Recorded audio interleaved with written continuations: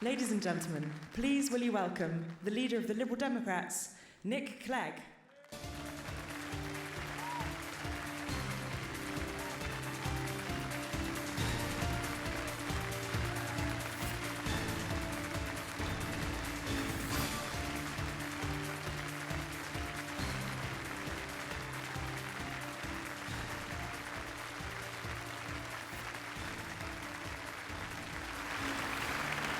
Thank you very much.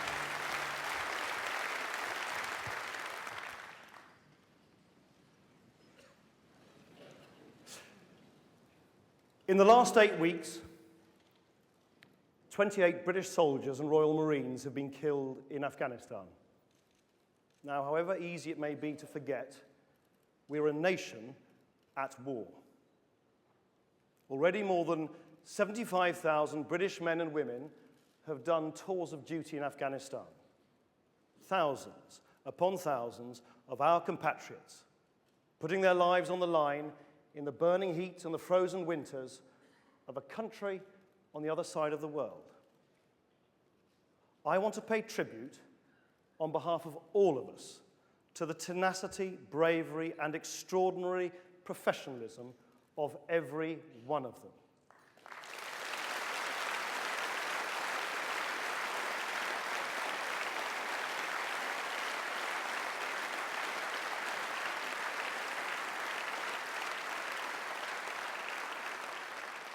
Their families too, have borne with incredible fortitude the separation, the fear, and the anguish of bereavement. We salute them.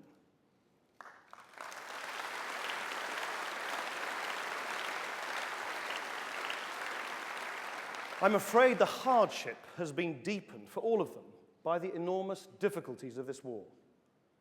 After nearly 8 years, victory not only seems more distant than ever, failure seems more inevitable unless we change course.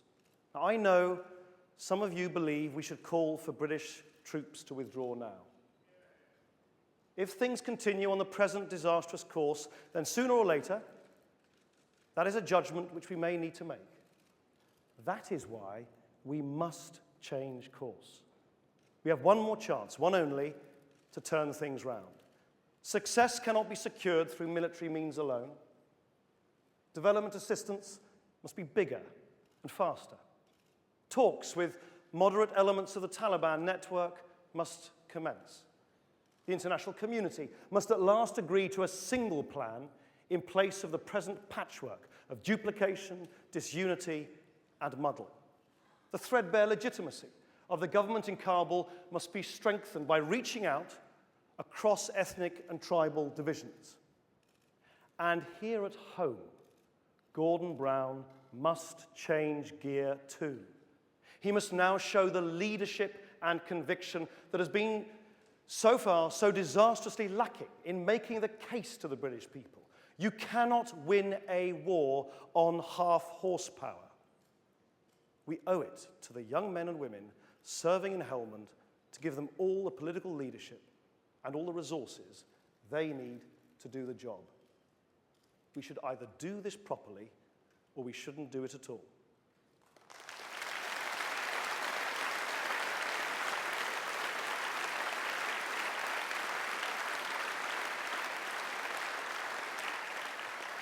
So I say to the Prime Minister, time is running out.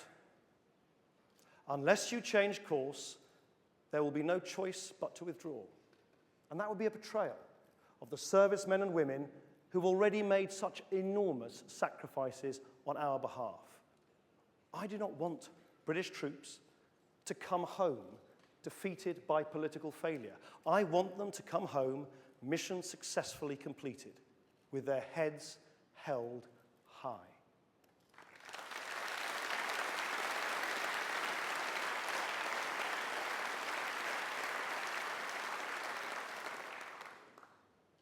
Let me tell you why I want to be Prime Minister.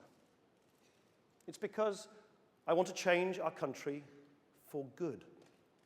Because I want to live in a country where prejudice, insularity, and fear are conquered by the great British traditions of tolerance, pluralism, and justice, where political life is not a Westminster village freak show, but open, accessible, and helpful in people's everyday lives, where fine words on the environment are translated into real action, where every child can grow up safe and secure, able to flourish, no matter their background, their income, or the color of their skin, where we make sense of the complex, globalized world of our times and play a creative role in shaping it, where rights, freedom, and privacy are not the playthings of the government, but safeguarded for everyone.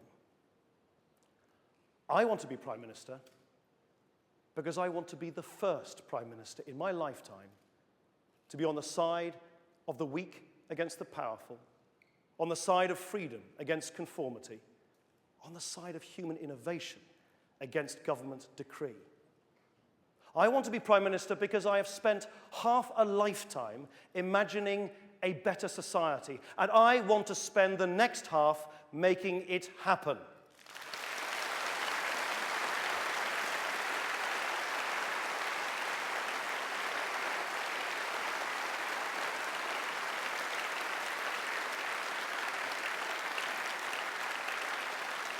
I was lucky enough to be brought up in a large, very warm family that had almost no time at all for the status quo. My parents, who encouraged us, required us almost as children, always to ask why, always to assume that there is a better way of doing things if you only bother to look for it. And that's the spirit I found in the Liberal Democrats. It's why I joined and why I wanted to lead our party. Friends, this has been quite a week for us. I've been called a number of names, even a good leader by Evan Harris.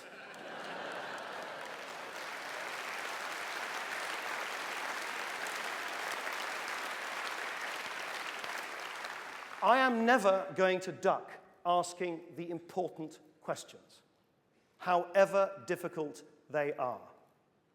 But I am immensely proud to lead a party that actually debates things openly and democratically. So let's always remember, we are in this together.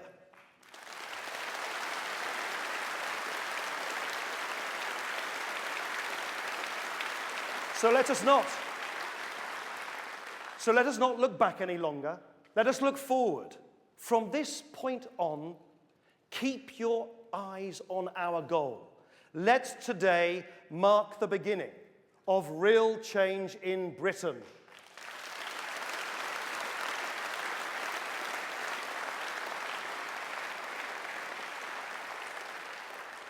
These are extraordinary times. A global recession, mass unemployment, a broken political system, government finances in crisis, and still inequality rising and climate change spinning out of control. Faced with these extraordinary challenges, we need an extraordinary government. Because one thing above all others is certain. The way we got here is not the way out. The blue-red, red-blue politics that got us into this mess cannot clear it up. The way we got here is not the way out.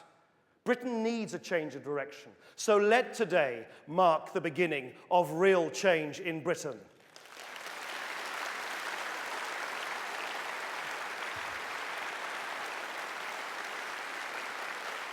Look, just look at what the old red-blue politics offers. Labour ministers remind me of contestants in the Big Brother house, totally cut off from reality, plotting behind each other's backs, fighting amongst themselves about trivialities, and just like Big Brother, they're about to be taken off air for good.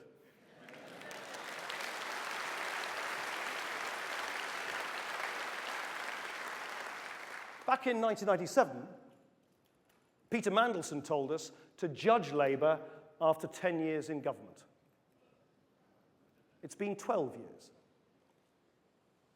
and we have made our judgment. If you're poor, you're still far less likely to go to university than if you're better off. If you're from an ethnic minority, you're more likely to be stopped by the police even when you haven't done anything wrong. If you're a woman, you'll probably be paid less than the men you know. And if you're a child born in the poorest neighborhood of my city, Sheffield, you will probably die 14 years before a child born the same day just up the road in a more affluent part of town. We have made our judgment of Labour. They betrayed the best hopes of a generation.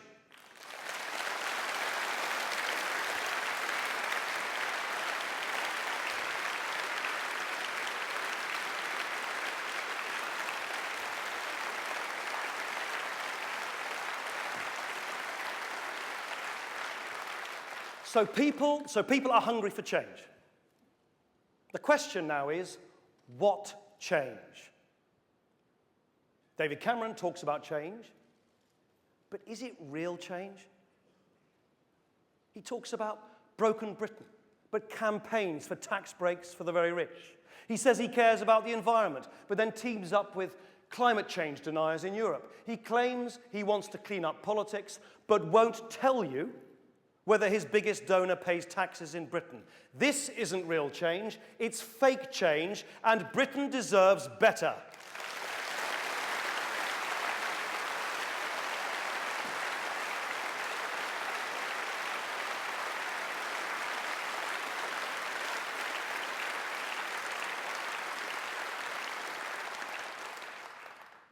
To be fair, the Conservatives, I think they have one belief: that it's their turn to govern. They think power should come easily. You get the sense from so many of them that they became Conservatives mostly because it looked like the simplest route to a job in the cabinet. I chose the Liberal Democrats, not because I thought it would be an easy route to power. I knew it would be hard, but because I wanted to fight for what I believed in, however hard, however long it took. The Conservatives want to inherit power. I want us to earn it.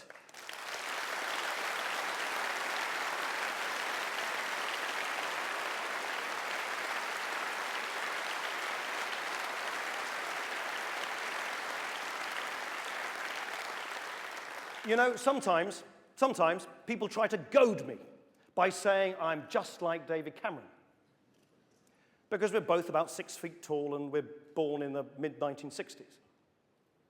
But if those are your criteria, then I'm also just like Brad Pitt. and that's not what Miriam, where are you, Miriam? There, that's not what Miriam tells me. Even though today's our wedding anniversary, by the way.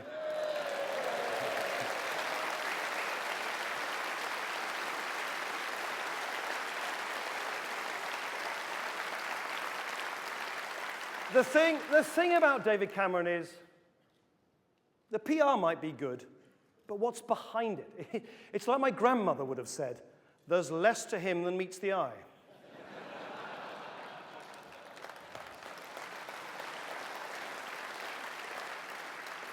As for me, well, occasionally I'm a bit blunt, a bit too blunt perhaps, in interviews. But at least you know I'm not just spinning you a line. I speak out on the Speaker of the House of Commons, on Afghanistan, on bankers' bonuses, on citizenship rights for the Gurkhas, and I am so honoured that some of you have been able to join us here today. You are very, very welcome.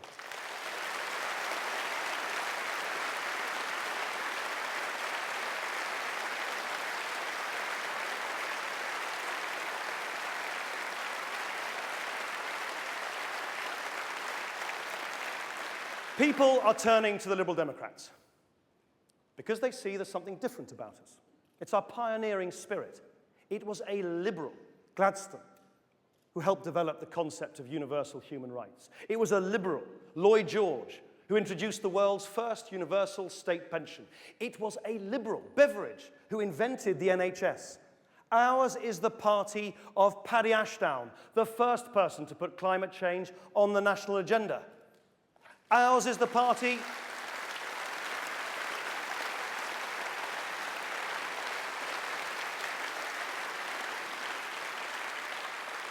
Oh, there you are. Looking around. Ours is the party, too, of Charles Kennedy, of Ming Campbell, who used all the courage of their convictions to oppose the illegal invasion of Iraq.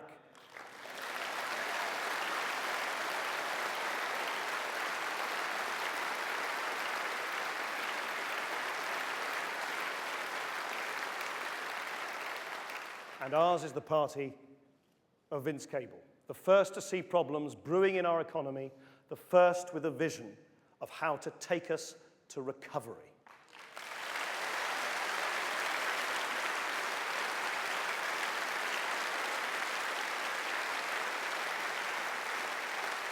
And it's because Liberal Democrats are different that when Gordon Brown let casino investment banking loose on our economy, the Conservatives said yes, and only the Liberal Democrats said no. When Gordon Brown let house prices rocket and personal borrowing get out of control, the Conservatives said yes, and only Liberal Democrats said no. When the contracts were being drawn up for new polluting runways, when our civil liberties were being torn up, when our troops were massing on the borders of Iraq, the Conservatives cheered from the sidelines, and only the Liberal Democrats said no.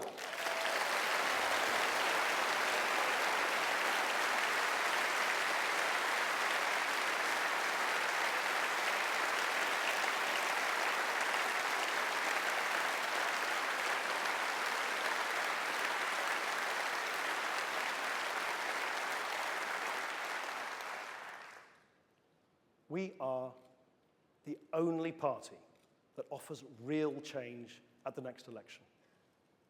Labour is dying on its feet. We are replacing them as the dominant force of progressive politics. We are the alternative to a hollow Conservative party that offers just an illusion of change.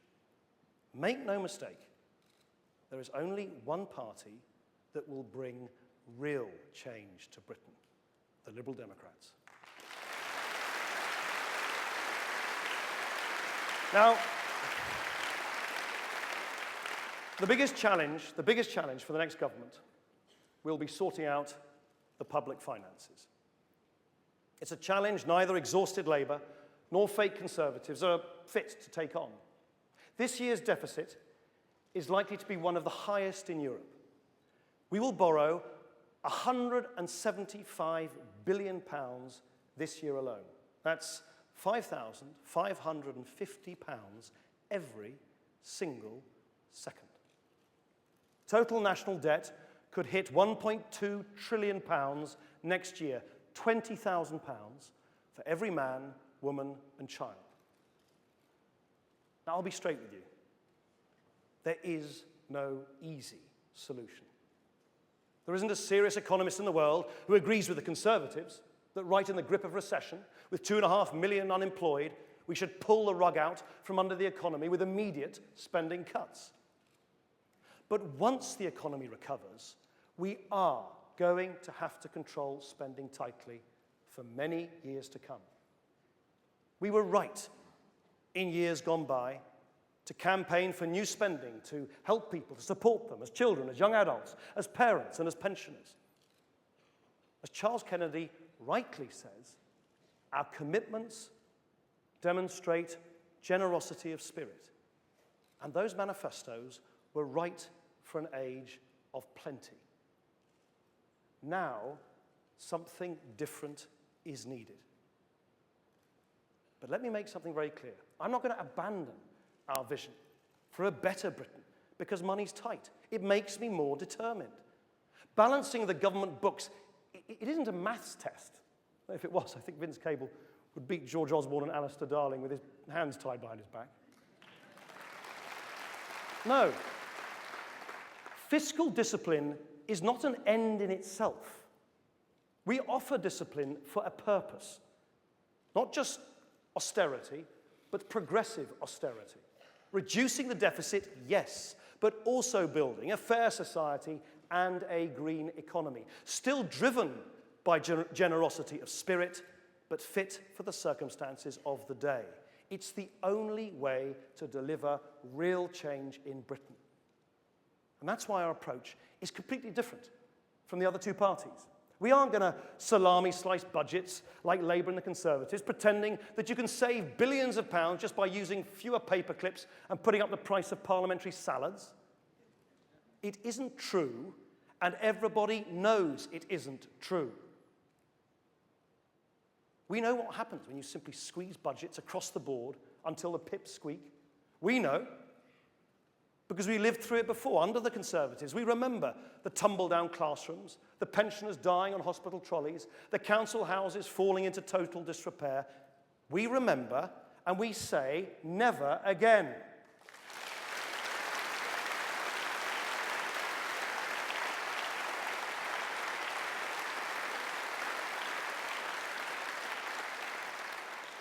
Liberal Democrats will do things differently, not shaving a bit of everything, but asking fundamental questions about what the government should and shouldn't be doing. Working out, openly and publicly, what works and what doesn't, so we can completely cancel the things that don't work, in order to protect, and even in some cases extend, investment that really matters. That is progressive austerity. We've already identified big areas where substantial long-term savings can be made, reducing the bureaucracy of Labour's centralised state databases and agencies, cutting the cost of politics, changing our electoral system and having 150 fewer MPs, reforming tax credits so they go to the people who really need them. Present Patch, our oldest son, who's 7, has just got into writing letters. It started with one to Father Christmas, of course, in March. And then he wrote a letter to the Queen, inviting her round to our house for tea. He's a bit disappointed she hasn't turned up yet. And his latest missive, this is true, was a short note to the Vatican asking for the Pope's email address. Actually, he got a reply, not an email address, but anyway. The first few years are the most important ones. That's why we've always said, scrap the Child Trust Fund, which gives people a cash handout on their 18th birthday, and invest the money when it can make a real difference, with classes of just 15 for 5, 6, and 7-year-olds. The beginning of real change in Britain.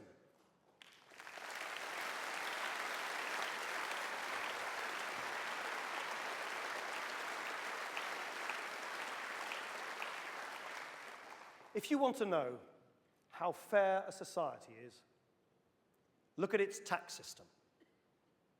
Britain's is painfully unfair. The poorest pay a bigger slice of their income than the richest. Polluters are allowed to get away with harming our environment without paying for the cleanup. And we lose as much as £40 billion a year to tax dodgers. And that's why the Liberal Democrats are going to reinvent the tax system to make it fair. Not changing the amount we raise, but changing who pays. We will raise the income tax threshold to £10,000, funded by closing loopholes that the wealthy exploit, and by making sure polluters pay for the damage they cause. Now, I'll be honest. If you've got a house worth over £1 million, if you fly transatlantic a couple of times a month, if you get a 7-figure bonus paid in share options to get round income tax, you will pay more. That is what is fair.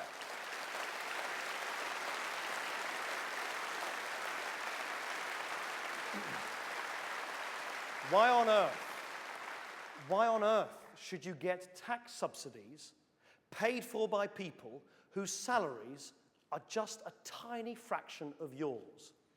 I don't want to penalise people who work hard. If you can make it big, all credit to you. But what it should win you is respect, not exemption from your tax bill.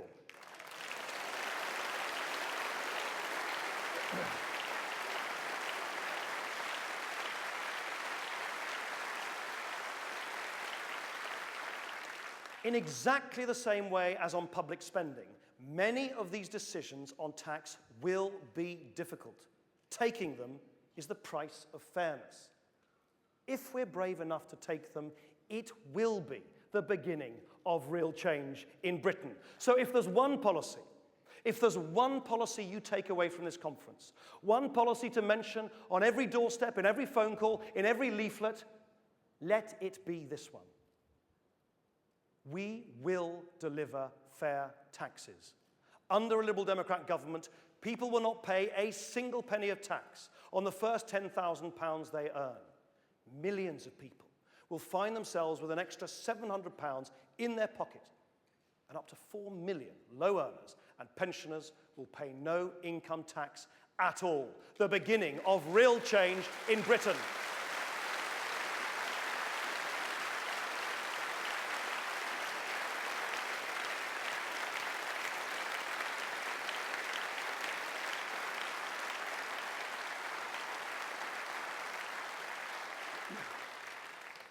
After the expenses scandal, people are crying out, rightly, for something different at Westminster.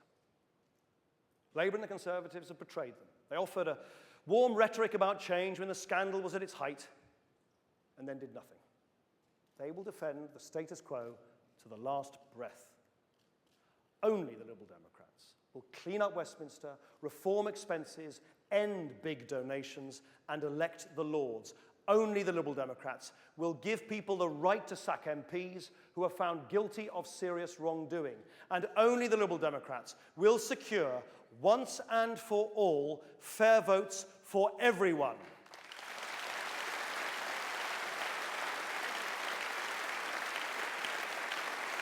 And that means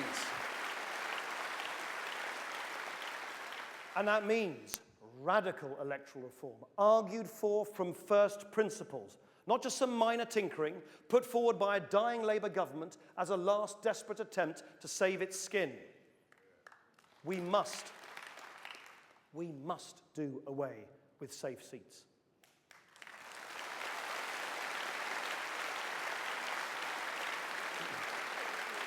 Did you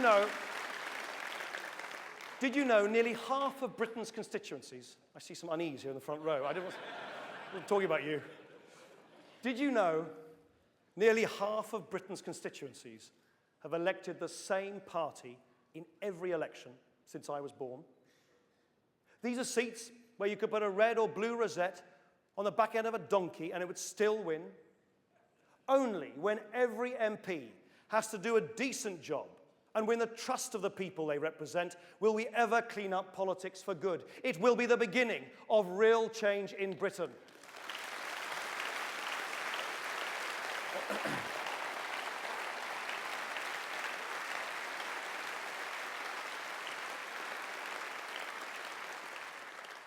Now imagine a Liberal Democrat cabinet. Maybe the odd heated meeting. But imagine Liberal Democrats at work. Vince Cable, of course, at the Treasury, in his office at the Treasury, ushering in fairer taxes, cutting the banks down to size, tearing up the Treasury red tape that strangles local government. And that's all between breakfast and lunch before he rattles off another book for the day. I tell you, when it comes to bankers' bonuses, I can't think of anyone better to send into the negotiating room. You think Vince would listen to those reckless bankers demanding their millions? He'd say what we all believe. There will be no bonuses for failure. Not today, not tomorrow, not ever again.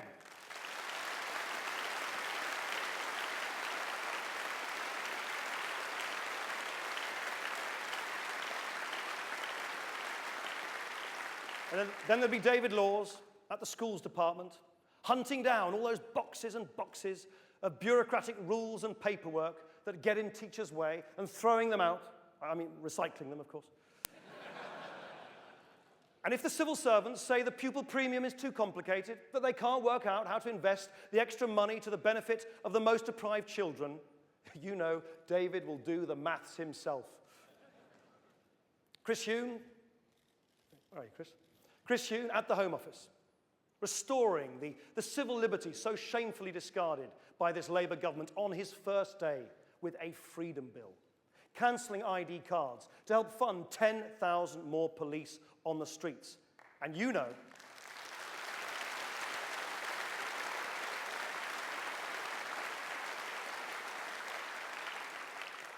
and you know, Chris won't be put off by technocrats saying it can't be done. He'll produce volumes of statistics showing he's right and look sternly over his glasses until they cave in.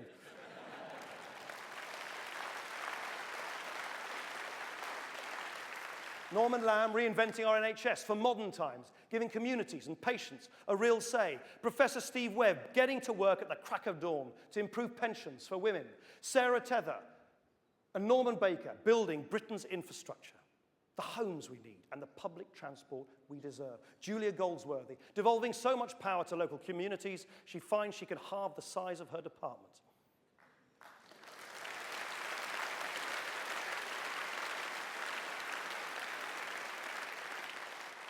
And imagine Simon Hughes, taking charge of environment and energy policy. This is a man who's faced death threats to bring a killer to justice, who's been involved in every environmental campaign you can think of since the 1980s. He isn't going to listen to vested interests who say, oh, it's too difficult.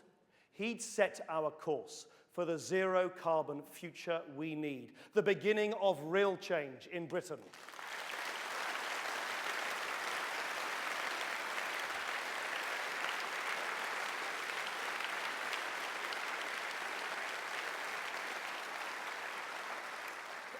Climate change is the greatest challenge of our age, no doubt about it. But it's also very, very much a challenge of our age.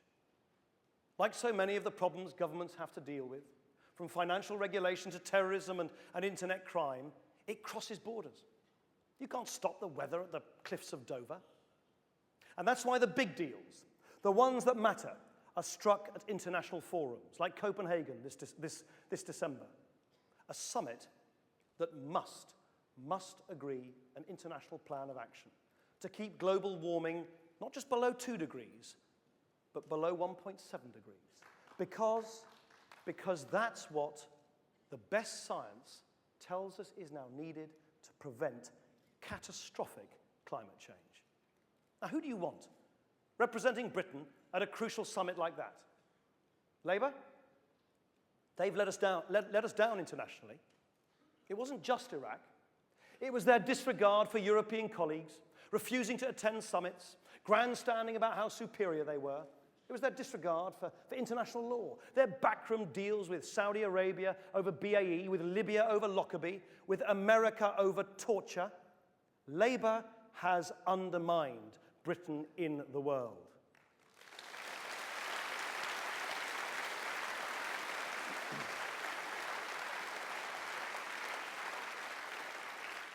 So what's the alternative? William Hague? David Cameron and William Hague think the 19th century state still makes sense in a 21st century world. They simply don't understand that in an age of globalization, power must be exercised by nations together, not squandered by nations going it alone. William Hague gives speeches about the importance, the enduring importance of the English-speaking world, when everyone knows the new power centers are China, India, and Brazil. You know, William, just because the hotel receptionist speaks English, it doesn't make it their national language. A Cameron-Hague foreign policy would be the most insular and self-defeating in modern times. How much influence would they have? In Berlin, in Paris, in Brussels? Not a gram, or even an ounce. And because they wouldn't stand tall in Europe, they would count for little in Washington too.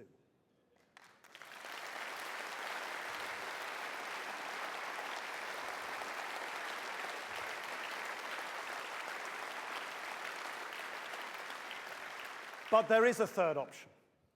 Imagine Liberal Democrats around the negotiating table.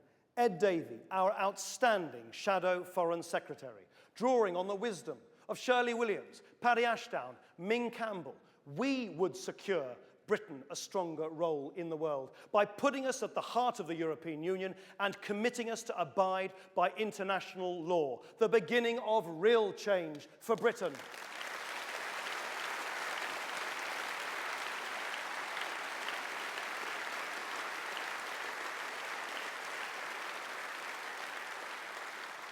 Before I went into politics, I managed development aid projects in Central Asia. I led negotiating teams on international trade deals with China and Russia. I worked on new rules to help create the largest single market in the world, here in Europe. I've seen how different things could be if Britain would only play its cards right. Now, I know there are people who agree with a lot of what we've got to say, but who still don't vote Liberal Democrat. You don't think we're contenders. I urge you to think again. If you don't agree with our policies, if you don't want big changes in Britain, then don't vote for us. But if you like what you hear, if you share our vision for a different kind of future, then go with your instincts. Vote Liberal Democrat. Elections are decided by your cross on the ballot paper. Power is not any party's to be inherited. Power is yours to give to whoever you choose. So don't turn away. Don't stay at home. Don't vote Conservative just because you think it's the only option. This is Britain. We don't settle for second best because we think it's inevitable. We don't compromise on our beliefs because people might not agree with us. We stand up for our values with our heads held high. So when you enter that polling booth, choose the future you really want. Make no mistake, the Liberal Democrats will do things differently in Britain. But if you want real change in Britain, you have to take a stand. If you want what we propose, you have to vote for it.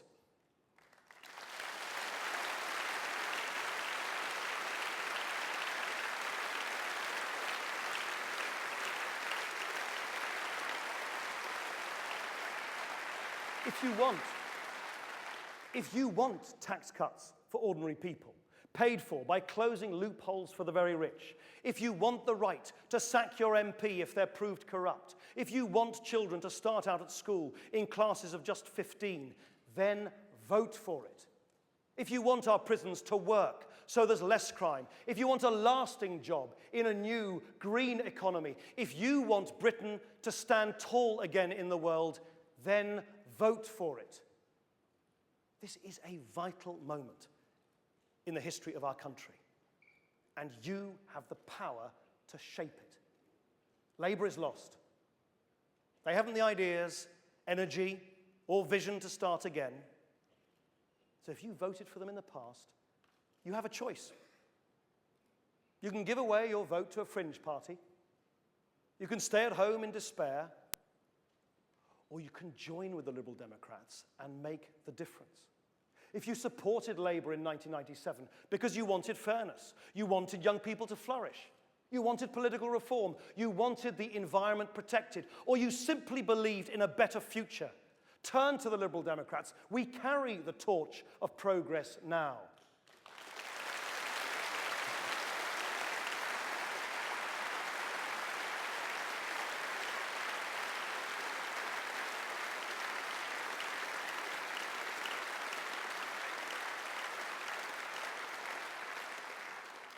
The choice at the next election is fake change from the Conservatives or real change from the Liberal Democrats.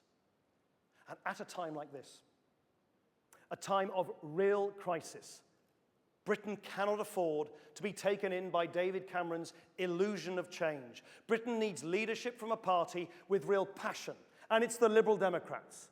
There is hope for a different future, a different way of doing things in Britain, if we are brave enough to make a fresh start. So let today be the day, the first day of the future of British politics.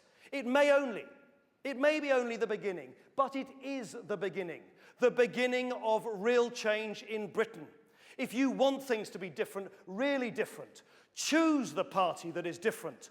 Choose the Liberal Democrats. Thank you.